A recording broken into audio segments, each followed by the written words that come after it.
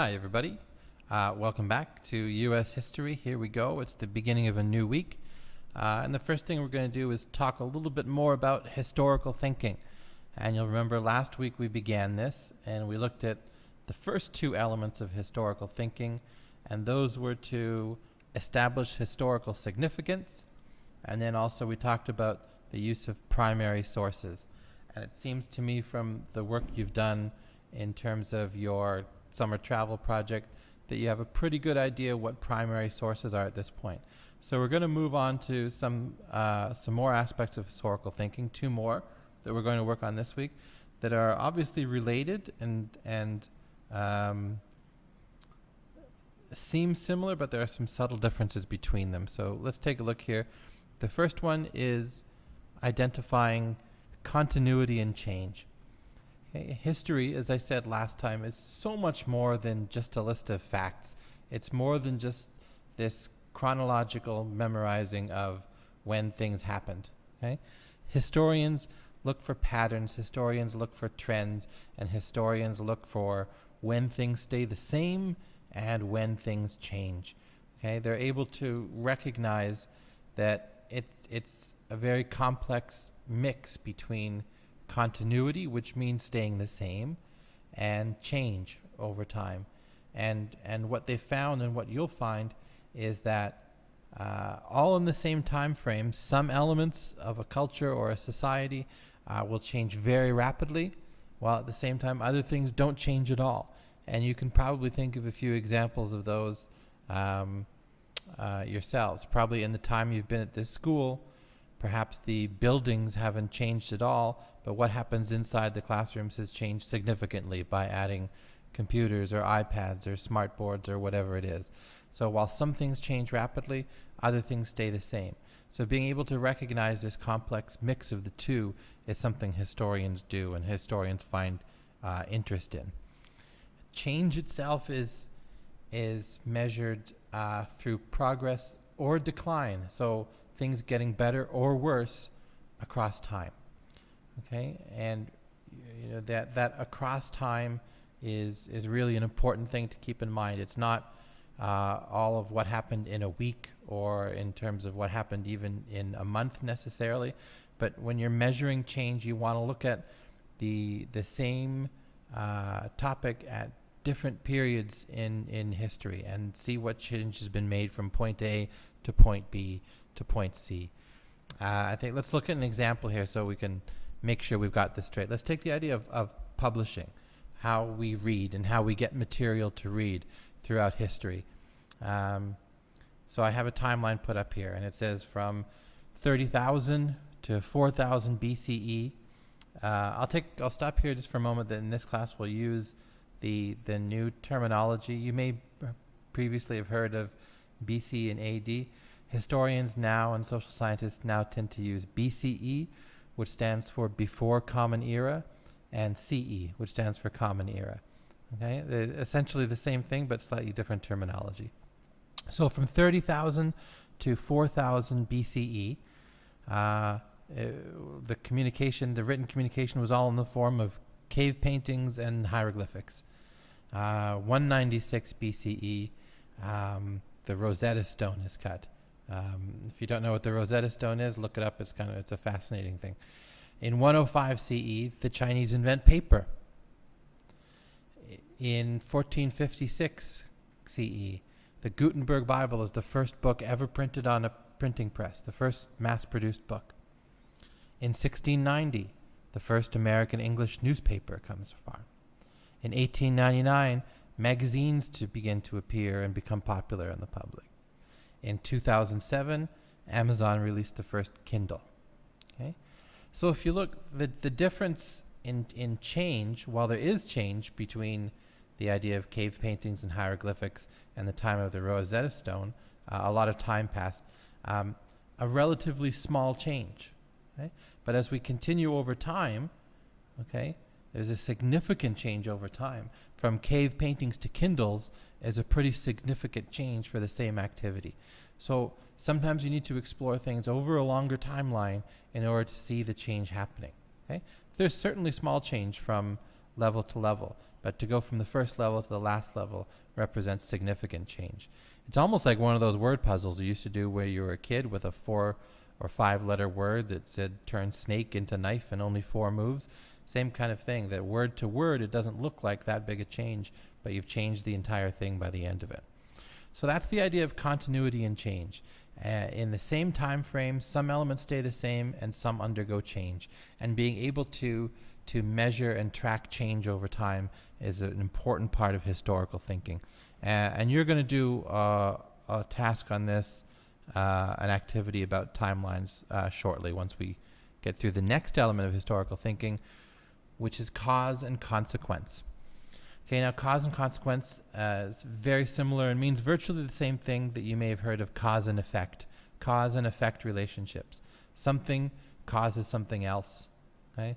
Or something is the effect of something else. Okay, one leads to the other. And historians always are looking for cause and consequence relationships because they help answer these questions of how, answer these questions of why, about the present and the past. Okay? How did this come to be? Well, this happened, therefore this needed to happen. Or why do we have things that look like this? Well, we have things that look like this now because this happened before. So being able to recognize and trace these cause and consequence relationships. We use the different terminology because it's slightly different than science. Science is very interested in cause and effect relationships as well. If we add this to this, that's going to cause this in terms of a chemical reaction. The reason we use the different terminology is because we have the human element in social studies. So we have this idea of human choice and human behavior, and that's why consequence is probably a more fitting word than effect in this point. But you can, I will know what you mean if you use cause and effect, so don't worry about that. Okay.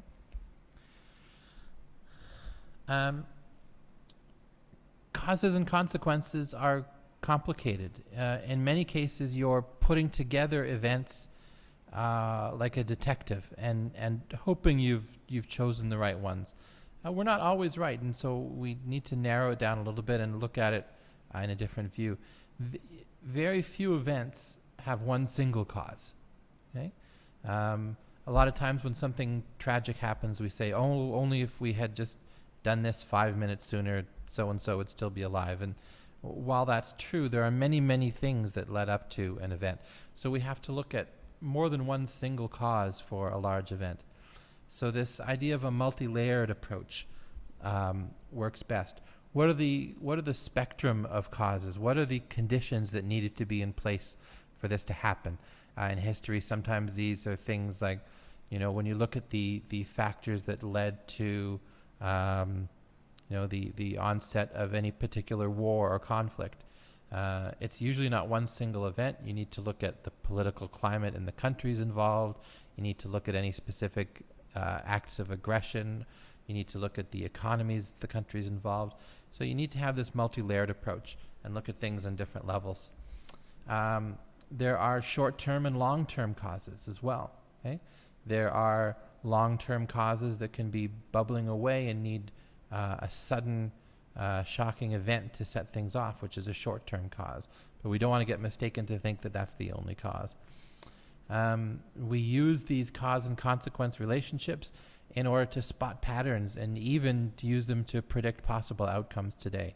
When you hear that often told axiom of those who don't know their history are doomed to repeat it, that's where this comes from. When you start to recognize cause and consequence relationships, you can see what's coming almost in the future. You can be a fortune teller because you can see patterns and you can see what these kinds of activities lead to.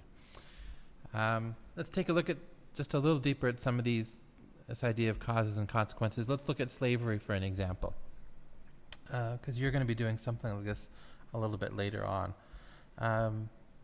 What are the causes and what are the effects of slavery, and really starting to break them all down. Again, you'll see we're not going to choose just one. Causes, this is very simplified, but here's a couple of possible causes. The idea of economics in two different countries, the idea of power or the balance of power between the old world and the new world, between Europe and Africa, North America and Africa, all those kinds of things may have led to slavery. What were the short-term effects of slavery in America, for example? Well, the idea of displaced families, families torn apart and sold to different owners and slave owners, the death of many people, harsh working conditions. It's one of the causes of the Civil War, arguably.